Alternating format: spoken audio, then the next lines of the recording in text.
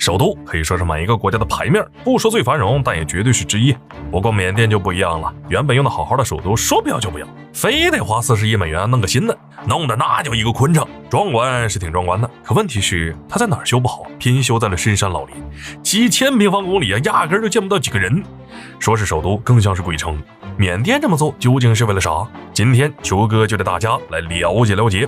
缅甸位于东南亚西部，与中国、泰国、老挝、印度和孟加拉国接壤，国土面积约为68万平方公里，人口约5417万人。在2005年，缅甸政府做了一件大事，那就是迁都，把首都从原先的仰光迁到内比都，而且是在1天之内，政府部门呢就已经住上新房了。说实话，为了这个新首都，缅甸政府也是费尽千辛万苦，花了不少钱，各种工程建设加起来超40亿美元。而内比都也不负众望，一下就成为世界上最年轻的首都之一。原先仰光面积才368平方公里，而现在内比都面积超6000平方公里，大了10倍不止。不仅规模大，豪华程度也远超仰光。就说仰光那个大金塔，就被他们一笔的在内比都弄出了个新的。在这里，医院、学校等基础设施，甚至些娱乐场所，该有的都有，不该有的也全有。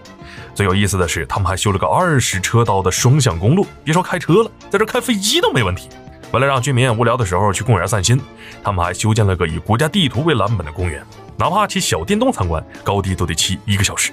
但内比都呢也不是没有缺点，为了迁新都，缅甸花了2年超40亿美元，把首都迁到仰光北面约400公里的内比都。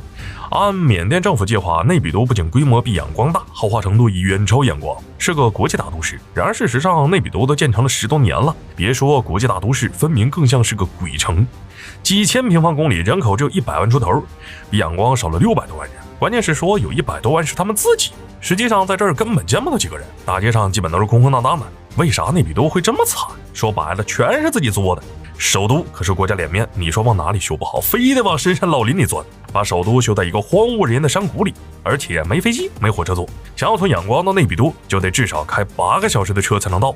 而且新首都刚建成的时候，不能上网就算了，甚至连电话都不能打，直到4年后才终于开通了电话服务。在此之前，政府部门想联系就得靠无线电对讲机，所以内比都也被称为最后通手机的首都。它和靠近沿海、文化底蕴深厚、交通又发达，而且全球闻名的仰光比起来，除了面积稍微大了一点，其他方面分明是小巫见大巫，压根儿比不了。最搞笑的是，在迁都之前，除了政府工作人员之外，所有人，包括缅甸人自己，都不知道这事儿。他们甚至不知道内比都在哪儿，就这么稀里糊涂换了个新首都。最苦逼的还得是政府人员强制搬离，而且中下层的工作人员还不允许带家属，简直就是离了个大谱啊！仰光作为缅甸首都也有点历史了，说实话也没出啥大问题啊。怎么缅甸老想着换新首都呢？一是想着帮仰光缓解一下压力，毕竟做首都这么多年了，谁不想来这儿发展？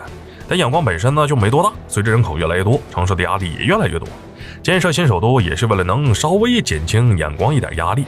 其次就是历史遗留问题，仰光不是缅甸古都，它之所以会成为首都，是因为英国人为了更好的榨取缅甸资源，就把首都从曼德勒移到仰光。等到缅甸独立，又正式的把仰光定为首都。虽然仰光离港口近，适合发展经济，但因为地理位置太偏南了，再加上缅甸南部基本上是缅族，而北方呢都是些少数民族，无法有限的辐射全国，所以为了加大影响力，加强对北方的控制，缅甸政府就想着把首都往内陆移。最后一个原因，也是大家更相信的原因，就是害怕被打。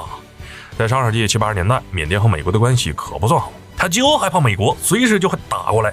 而仰光呢，不仅临海，而且还是平原地形，一旦美国打了过来，基本上就是平推。而内比都不一样，它在缅甸内陆，而且还位于深山老林里，就算美国打过来了，也能有效的防守。如今内比都也建设了快20年了，各项设施也基本完善，该有的都一应俱全，但依旧对外境没啥吸引力。不仅普通人不愿意搬，就连各国大使馆、各大公司等等，甚至政府部门也没有跟过来。相比于内比都，繁华的仰光才是他们的最爱。好了，本期视频到这儿就结束了，麻烦各位看官，你发财的小手给了一个点赞、关注呗，咱们下期再见。